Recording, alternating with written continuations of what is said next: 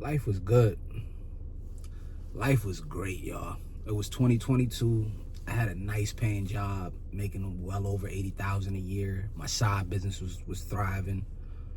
It was actually the reason I bought the house was this was actually the first time that I held a consistent job for the amount of time that's required to qualify for a home, which was 2 years, at least 2 years of consistent employment. Being that I did have that at the moment, my job was paying me a good amount of money. My side business was thriving. I still kind of do buy and sell land on the side. I thought, why not? It's the best time to go ahead and buy a house, because I didn't know if I saw myself being employed for that long of a period again. So I said, let me take advantage of this while I'm still employed and go ahead and buy a house. During that time, I don't know if y'all remember, but there was I wouldn't say a housing shortage, but everybody was buying houses. Interest rates was really low. We're coming out of the pandemic. I think interest rates was at like 3% at that time. And everybody was buying houses. So the houses, there was no houses to buy damn near. So I went ahead. I had some money saved up. I had maybe like 50,000-60,000 saved up. So I knew I could, have the down payment as well. So I said, man, let me go ahead and buy this house, right? So in my mind, I said I can afford it. Granted, I don't have anybody that ever owned a house that I know or nothing like that. So I don't know nothing about how that works. But I got a good realtor, start looking for a house. Houses are just selling left and right. So you gotta offer more than what the listing price was at that time. So finally, after about almost a month of searching, I find a house. House was listed for $425,000. I'm in the Washington DC area. So we put in an offer for $450. I get the house, $450. My interest rate finalizes at 5.25, right? Five and a quarter. At that time, that's a high interest rate. I felt like that was a very high interest rate. My credit score was like a 685 or something like that. My total income after they did the debt to income situation ended up being a little over 100 something, right? I can't remember the exact number, but ended up being a little over 100 something, which qualified me for exactly about 440 or 450. So with that being said, I paid the down payment, closing costs, everything ran me, I think roughly around 40 grand. So that was pretty much all I had saved up to go into a down payment. Did that. I needed to, they also required me to allow them the previous owners of the house, to allow them to stay at the house until they situated their next place where they moved, right? So at this time, you pretty much had to go with whatever the seller wanted, because it wasn't that many houses available. So part of our deal was I gave them 2 months to figure out their next place and so on. So gave them that 2 months, which ended up having me have to pay my rent at my current apartment for those 2 months as well, which is kind of depleting my savings. I'm leading up to the title, right? So after that, I find out, so my current rent at my apartment was about $1,850 a month. $1,850 a month, 3-bedroom apartment. I had no issues paying the rent. I had ample amount of money after paying the rent. It was good. Life was good, like I said.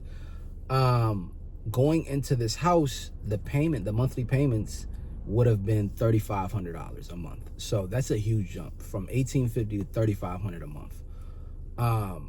I still feel like I can pay the $3,500 a month. I can handle it. I'm getting a lot more space. I have my own single family home, a driveway, a backyard, basketball court, the basement, right? So I did have a basement apartment in there as well. So it's 5 bedrooms, 2 bedrooms in the basement, a separate entrance, its own kitchen, bathroom, and so on. So I move into the house. that's when everything goes left. Once I moved into the house, 3 months into moving the house, my company starts doing layoffs, let me go. Now, my biggest source of income is out of the way. Now, with that being gone, I'm having to sell the land that I do have in my side business. I'm having to sell that for much lower than I normally would, because I need the money now. Now I'm running a business out of being desperate. So that's going south, it's going left. And I'm starting to do, you know, side jobs, odd gigs, and so on. But even that is not amounting to enough to live, to get by. So I literally had to take the first 6 months was all right. The next 6 months I had to take to figure out a way just to have enough to pay the actual bills. I figure it out a little bit, but even then it's just enough to get by. I'm falling behind, getting back on track, falling behind, getting back on track. I don't have any savings. This is the highest bill that I'm paying every month ever. So 1 second, y'all. I gotta take this real quick.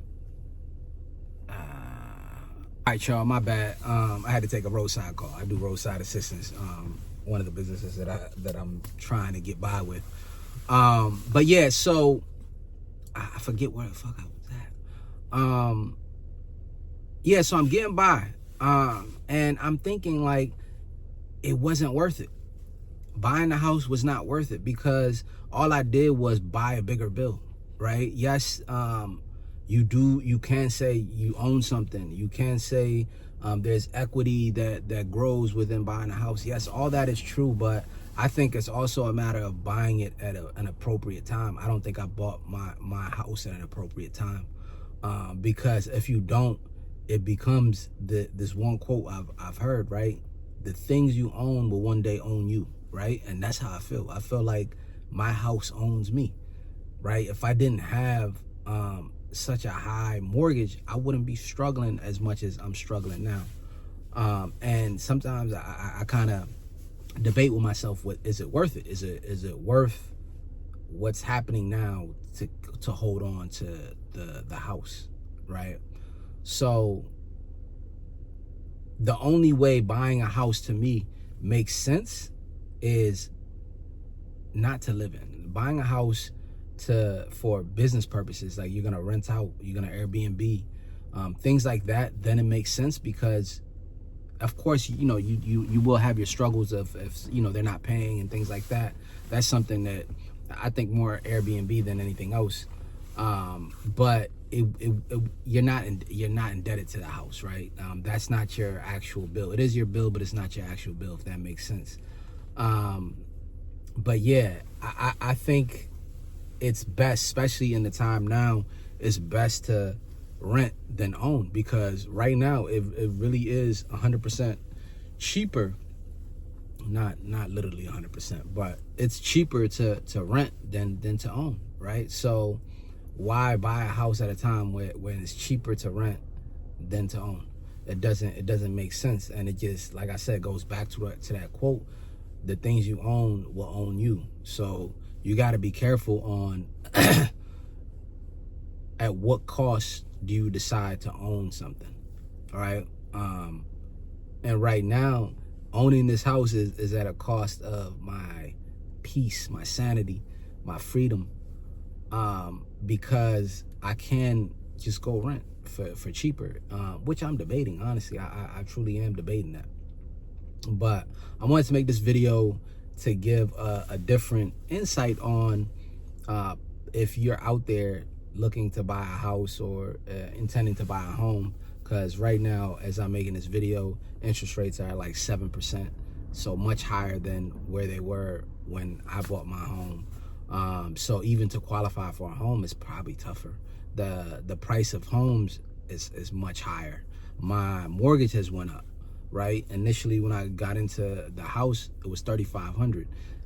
At this point, it's well over 36, right? Because of the value of the house has went up, taxes go up, and so on. So the mortgage went up.